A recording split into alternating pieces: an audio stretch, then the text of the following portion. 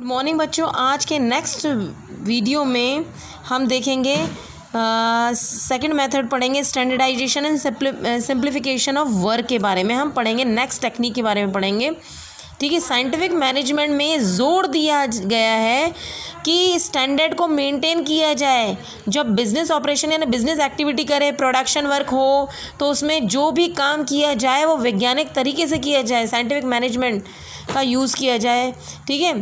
Standardisation of output यानी अच्छी quality का, स्टैंडर्ड क्वालिटी का आउटपुट जब ही संभव है कि हम जो भी टूल्स वगैरह, इक्विपमेंट, मशीन यूज़ करेंगे वो क्या होना चाहिए, वो भी स्टैंडर्ड क्वालिटी के होने चाहिए, सही होना चाहिए।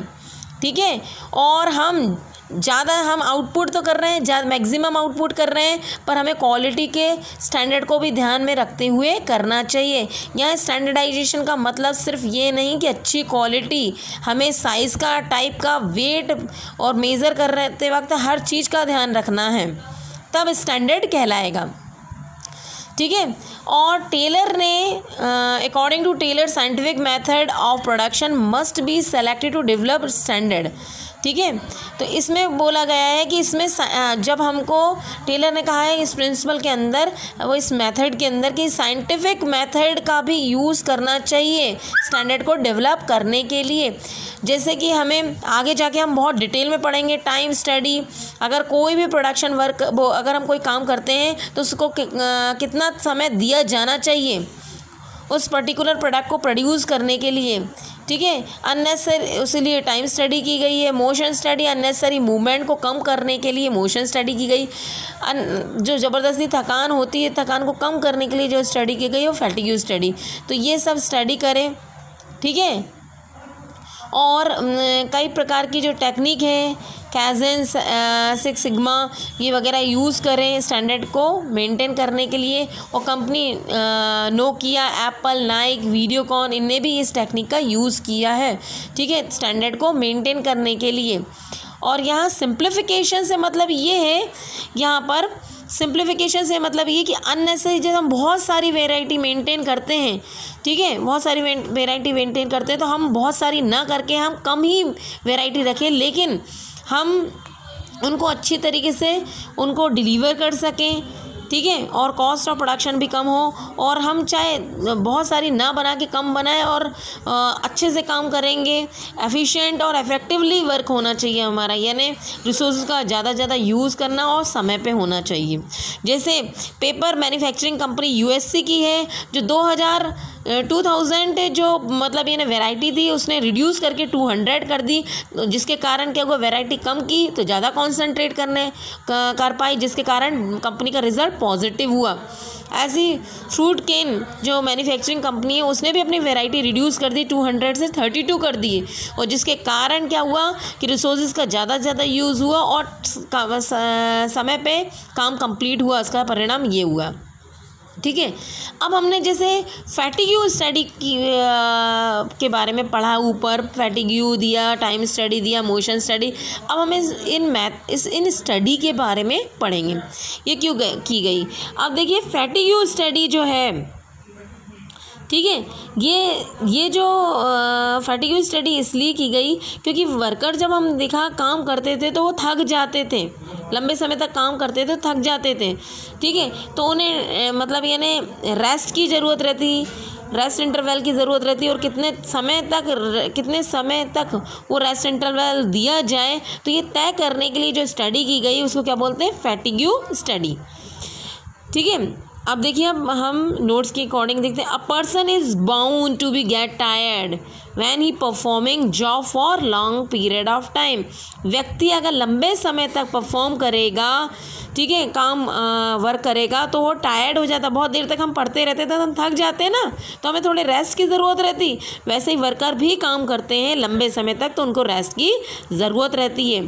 ठीक है, रेस्ट इंटरवल की। तो टेलर ने सुझाव दिया कि कितने समय तक, टाइम पीरियड और कितने बार रेस्ट दिया जाए।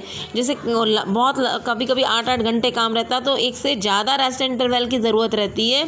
ठीक है। और हमें कितना समय मतलब एक रेस्ट इंटरवल में कितना समय दिया जाना चाहिए तय करने के लिए हम सिर्फ ये नहीं कि चलो भाई 8 घंटा है तो दो रेस्ट इंटरवल कर दो और दोनों को 20-20 मिनट दे दो या 10-10 मिनट दे दो। तो ऐसे अपने पास्ट एक्सपीरियंस या इच्छा के अनुसार डिसाइड नहीं करना चाहिए। हाँ, इसके लिए उसने क्या किया कि एक ही काम को परफॉर्म कराया कई वर्कर से, 50-100 वर्कर से परफॉर्म किया एक ही जॉब को। और उसने क्या किया, देखा, नोट डाउन किया कि जब वो वर्क परफॉर्म कर रहे हैं तो कब वो थक जाते हैं, ठीक है, वो नोट डाउन किया। और कब उनकी एनर्जी लेवल डाउन होने लगते हैं वो नोट डाउन किया, ठीक है। फिर उस हिसाब से उसने उनको थोड़ा सा मतलब ये नहीं, फिर उसके बाद उनको थोड़ा रेस्ट कराया, ठीक है। तो उन्होंने देखा कि इतने समय में 10 मिनट या 5 मिनट में वर्कर क्या हो जाता है, उनकी एनर्जी लेवल फिर वापस रिगेन हो जाती है। तो वो मतलब यानी उस हिसाब से उन्होंने टाइम डिसाइड किया, यानी प्रैक्टिकली करके देखा, ठीक है। सेम वर्क को करवाया 8 घंटे तक और उनने देखा कि कब वो थक जाते हैं, तो कितने मतलब इन्हें जैसे ज़्यादा से ज़्यादा वर्कर जो 4 घंटे में थक जाते हैं तो उनने फ्रीक्वेंसी ज़्यादा निकली। 100 वर्कर का प्रैक्टिकल करा के देखा तो उन्होंने देखा 4 घंटे में थक जाते हैं, बहुत थक के चूर हो जाते हैं। तो मतलब यानी उनने देखा कि 4 घंटे बाद हमें रेस्ट दे देना चाहिए, ठीक है। और कब उनकी एनर्जी लेवल डिक्लाइन होना स्टार्ट हुई वो भी नोट डाउन किया। फिर उसके बाद क्या उनने ये भी टाइम तय किया, प्रैक्टिकली करके देखा कितने समय में वो रेस्ट मतलब रीगेन हो जाती है, उनकी एफिशिएंसी लेवल फिर से बढ़ जाता है। तो उनने ये भी साइंटिफिक तरीके से उन्हें टेस्ट किया। फिर उस हिसाब से उनको रेस्ट दिया गया, कितने बार उनको रेस्ट दिया जाना चाहिए, रेस्ट इंटरवल होना चाहिए और कितने समय का रेस्ट है उस हिसाब से।